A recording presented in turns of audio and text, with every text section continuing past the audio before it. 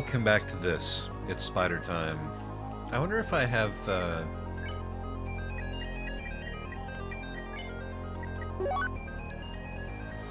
No. I did not bother to get any, spider items this time around. That is really unfortunate. So we're about to go ahead and fight Muffet. Muffet is a Kickstarter-specific, character. Not designed by Toby. One of the two characters designed by a Kickstarter backer to make it into the game. Interestingly enough, people didn't complain about Muffet, and they complained a lot about the other character who made it into the game by Kickstarter, even though it's incredibly difficult to come across that other character. You have to go down a secret path which is not marked at a particular time of the year, so you have to set your computer clock to do it unless you're happen to get extremely unlucky or lucky, depending on your point of view. But people got really upset about the revelation of that character because that other character is a furry, a sort of dorky dude furry artist. The Kickstarter backers for Sona. Nobody got upset about Muffet. Muffet was very popular indeed, even though she has very little to do with anything else in the game. Her theme music is a rehash of Dummy again, which after a certain point becomes, at least if you're me, your least favorite theme in the whole game because of how affected and jazzy it is. This is very cool, though. I mean, I will say this: the combat is great, and I love the reveal of the muffin. But anyway, can you think about why Muffet might have been less of a problem for people than this dude's persona, even though Muffet's also a furry, like everything else in this game? Well, you know. The answer is probably sufficiently obvious that I don't need to belabor the point.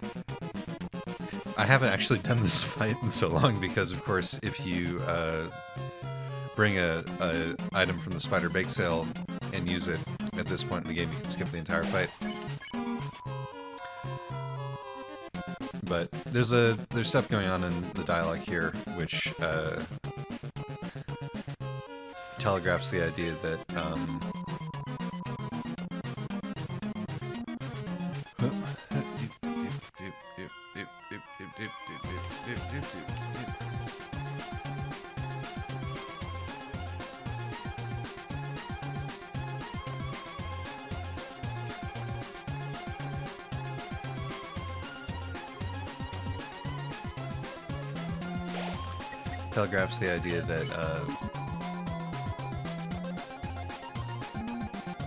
Mettaton can change shape, I believe is the idea.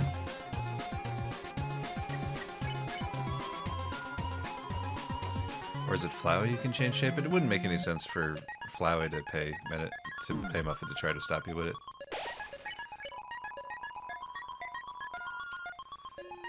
So who is that character changing shape in the shadows? I guess I haven't thought about it. With the smile. Is it Sans? Was it Sans Undertale the whole time? Sans can't change shape. He's very specifically just the one shape. Was it Kara? Nah, it was Flowey.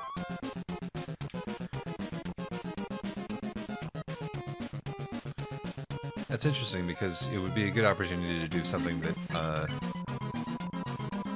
makes a bit of a more complicated reveal later on in the story, but even if you know the whole story in retrospect, it's difficult to fully unpack what's going on during that little bit of exposition.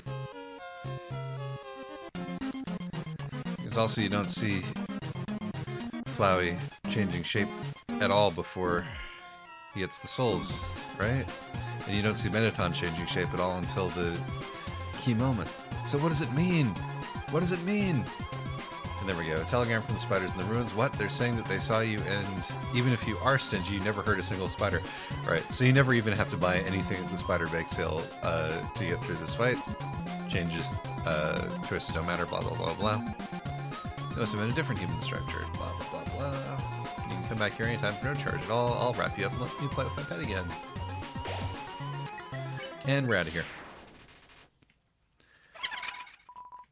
So yeah, a little bit of fun interruption, courtesy of Kickstarter. Somebody's furry waifu. Now this is an exciting part. One of the more overt references to old-time RPGs. This, of course, is Mettaton reenacting the opera scene from Final Fantasy VI. Down to the same sound fonts. It gets particularly evocative during the latter half of the song when the sort of tenor singy sound from the opera itself kicks in. Favorite thing, watching Let's Players try to sing along with this. Trying to anticipate the words, or also the ones who already know the tune still failing to sing along with it. Always fun. Live far apart. And some of my favorite jokes come from how this sounds like if you sing it out. They'll put you in the dungeon. Putting the it'll suck. Putting the emphasis on the wrong syllable, you know. Then you'll die a lot. Really sad. You're going to die. And so forth.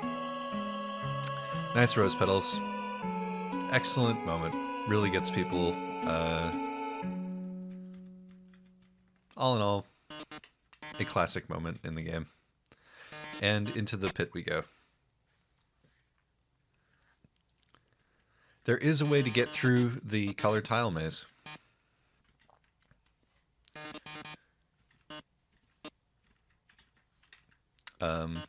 But I'm not going to do it. Because it's too much work.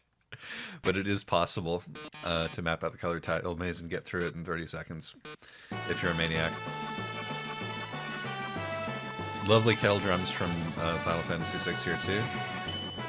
Much attention was paid.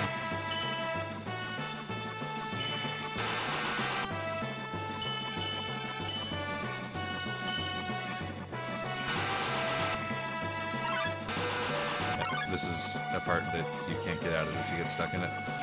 Oh, and I tell a lie. I actually got pretty far there. So the firewalls are closing in. They're closing in. Getting closer. Oh my. Any minute now. So this is the this is where I cottoned on when I played through this, that Mettaton and Alphys were in cahoots at this moment. Because it's getting real obvious that he is waiting for her to save you every time. Hacking into the firewall. Great joke. How could this happen? Filed again by the brilliant Dr. Alphys. That's right. And again, the miscue, he starts to say something, she talks over him because they didn't rehearse this. Come on, Mettaton, give up already. But it's fun to see Alphys getting better and better at playing the part as she gets more and more confident.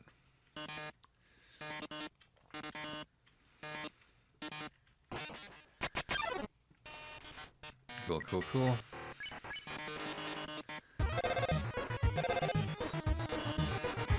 You'd better answer it.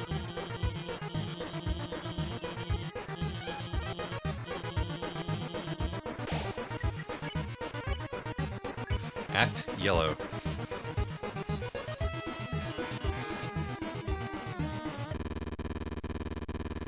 Cool. This is a bit where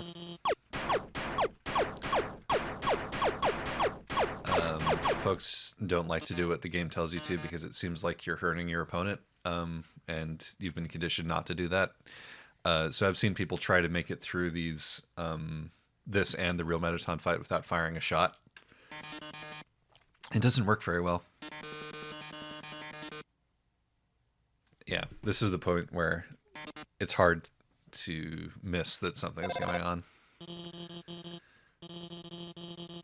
And the game gives you a chance to acknowledge your suspicions at this point.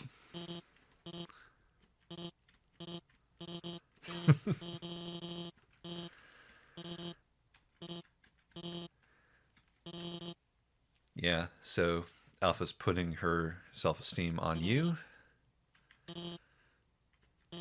Yep. So she's being actively manipulative at this point.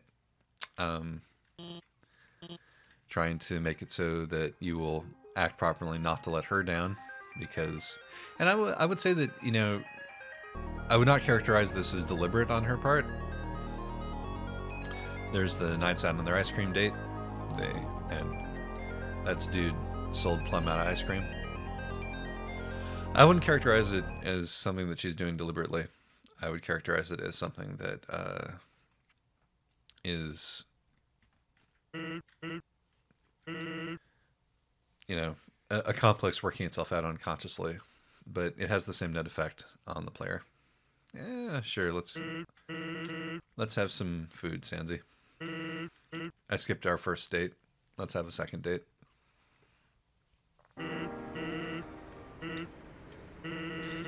So this is probably my single favorite track in the game, called It's Raining Somewhere Else. I'm just a sucker for particularly electronic music that uses background noise, whether it's real background noise or fake background noise, like the sort of bed of ghosts at a party that underlies the echoey piano in this.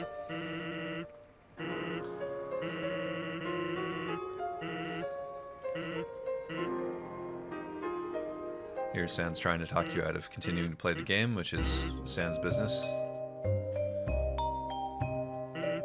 Hey, let me tell you a story. I'm a century in stone and forest. I sit out there, watch for humans, kind of boring. So we get this big story about Sans and why he didn't stop you in the first place. That's Sans doing a Toriel impression, which is great. You can hear the goat. Dish is a very bad joke. Yep, cool.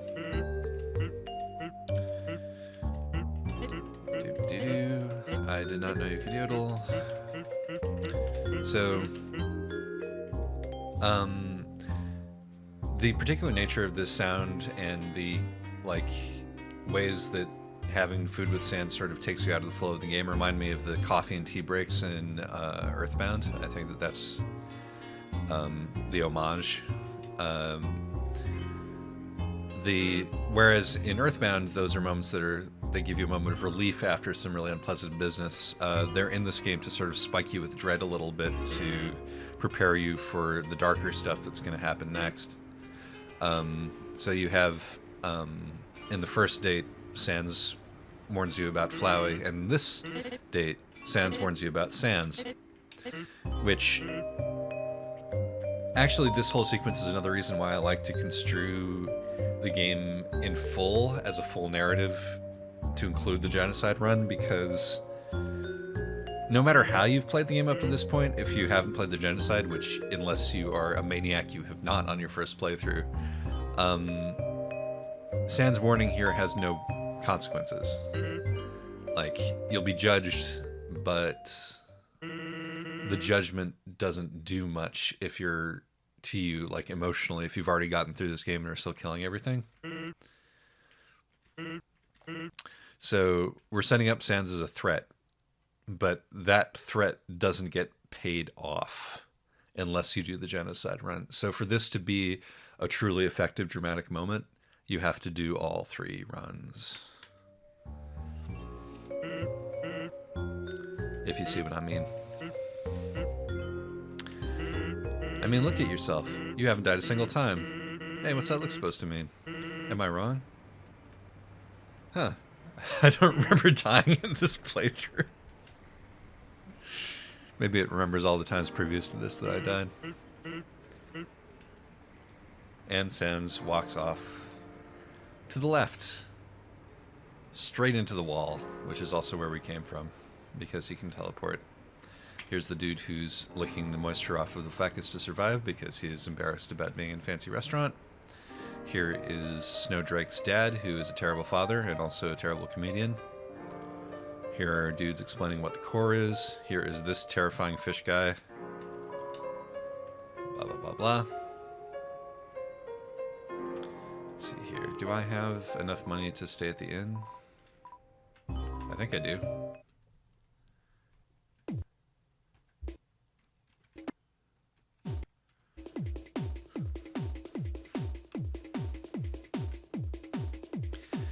It's not really the overheal you're paying for when you stay at the inn in the MTT resort. It's this experience. This is, as far as I'm concerned, a peak gameplay experience, right up there with the best that this game has to offer. And zoot. Nice. It's a lamp. There's no light switch. It says that stars make their own light. It's some sort of giant bottle of perfume. Ode rectangle. The cap is so comically large that you can't open it. Very good. Very good stuff. Good use of available resources, Toby Fox. Here we have the janitor who is constantly cleaning up his own mess. A metaphor for the RPG experience as a whole.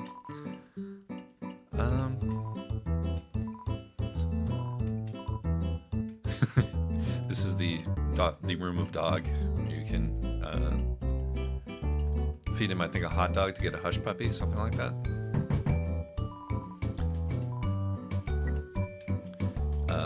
So yeah, fun little stuff that you can do here. Hey, it's Jade Harley as a griffin, which is exactly what you would hope she would be.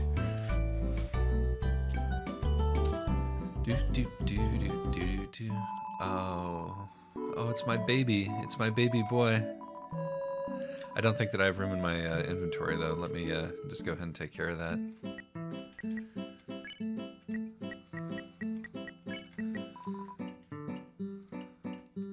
Come, talk to me, my baby boy. Talk to me. Give me a glamburger. Ugh.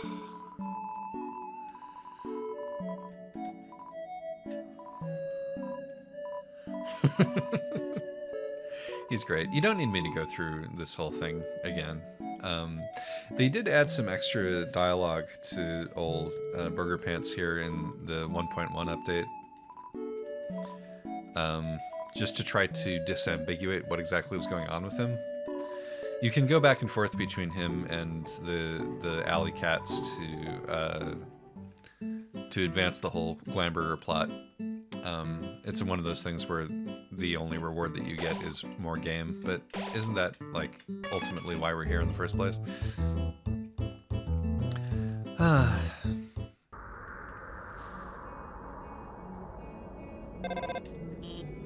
So this is where Alphys starts to lose control of the situation, so the game having, established to its own satisfaction that you should be able to work out that something fishy is going on between Alphys and Mettaton now, we start to have Alphys lose the plot. Of course, the elevator doesn't work. The elevator should be working. Go to the right, keep heading up. Right's not right, you go to the left.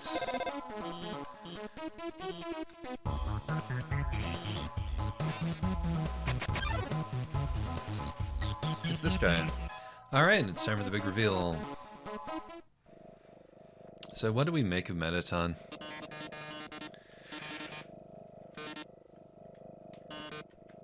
Not! The huge whack of the 90s you get off this game. So good.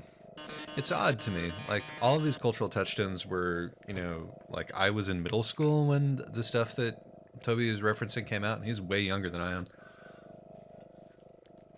I wonder if he saw his, like, older brother playing these games, or I don't know if he has an older brother. I don't know where young people find older media, but then again, my favorite record album when I was a kid was an album by Donovan, which came out many years before I was born. Many, many years. So, who knows? You just like the aesthetic of a particular era. And there's a lot to be said for the aesthetic of the 90s. More challenging in certain ways. The sort of pre-9/11 mentality when we thought that we could move the world in new and interesting directions. Alright, so Mettaton reveals that he and Alphys have been in cahoots the whole time. There are some people at this point who are sufficiently confused that they don't even believe Mettaton and think this is part of a larger act.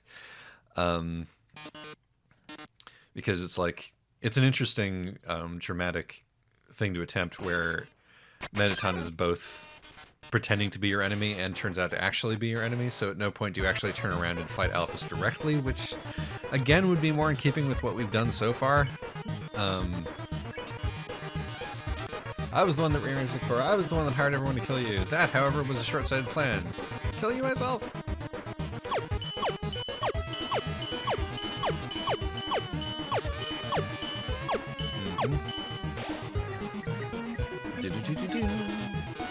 You're weak. If you continue for an answer to take your soul, as your roll to strike humanity.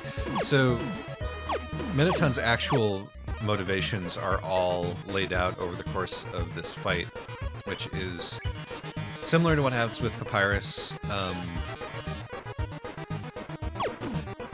sort of similar to what happens with Toriel. It comes out of nowhere in this one in a way that isn't entirely true of the others, but I can't say that it's entirely out of keeping with what's done before. Yeah, it's another fun thing about Mettaton is that he doesn't get redeemed. He's still just as amoral as he used to be. He just refocuses his egoism on a different target in the end of this. So that's fun.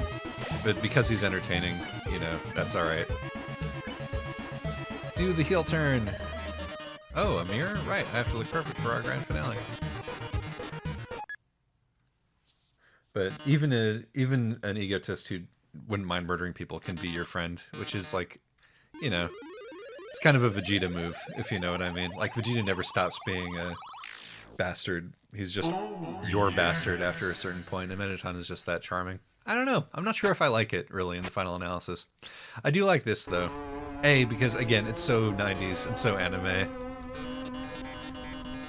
And I love it that everybody, when they get to this point, when they're reading the dialogue aloud, immediately know to say, because you had that audio sting, if you flip my switch, that can only mean one thing. You know, everybody has that voice inside them ready to go out. You're desperate for the premiere of my new body. And so forth.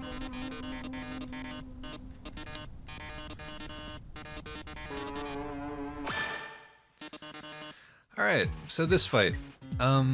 Again, you're sort of just buying into Mettaton's way of existing. I'm gonna go ahead and boast.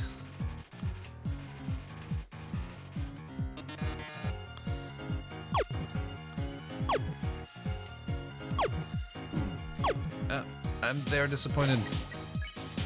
Alright, so I'm gonna do a few of the interesting things that you can do to increase the ratings. Everybody loves the stick. You throw the stick, you fetch it, you get immediate ratings boost from that. You get ratings from shooting down his stuff. You get ratings for changing your clothes. Oh, big ratings boost for changing your clothes.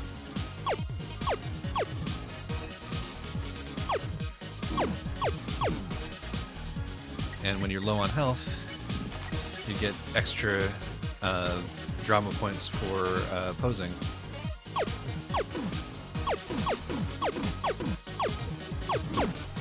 Ooh, people like violence. Also, if you eat on-brand snacks, that also gives you the whole deal.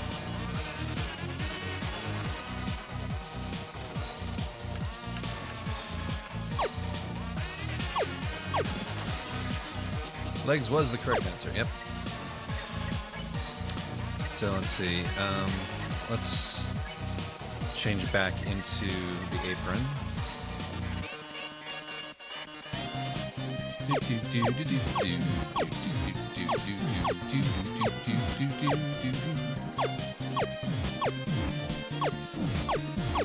I love how violence has diminishing returns. The audience becomes desensitized to it. It's very good. It's good, clever stuff. Let's see here. We're gonna go ahead and heel turn this time. Get hit.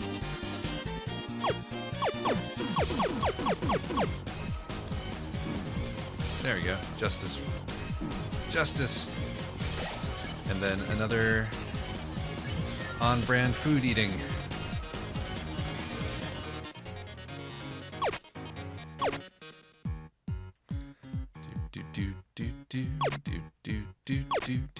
This one is pretty incomprehensible the first time. See, I wonder if fetching has diminishing returns. Yes, it does.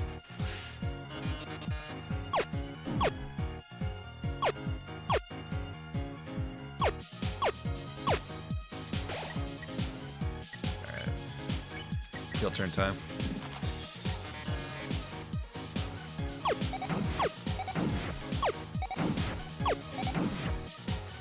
Pose.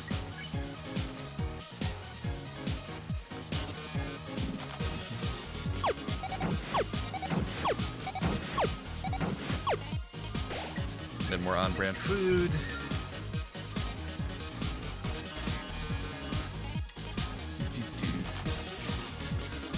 You ideally want to. All right. Let's see here. We're going to heel turn again this time.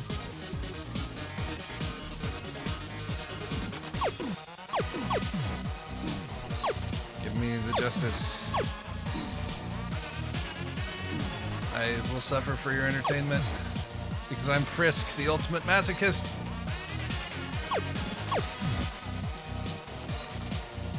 There we go. There we go. That's the stuff. Your arms fell off, Mettaton.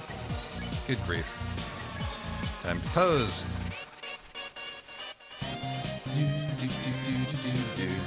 That's true. And the fucking rewind. Yeah.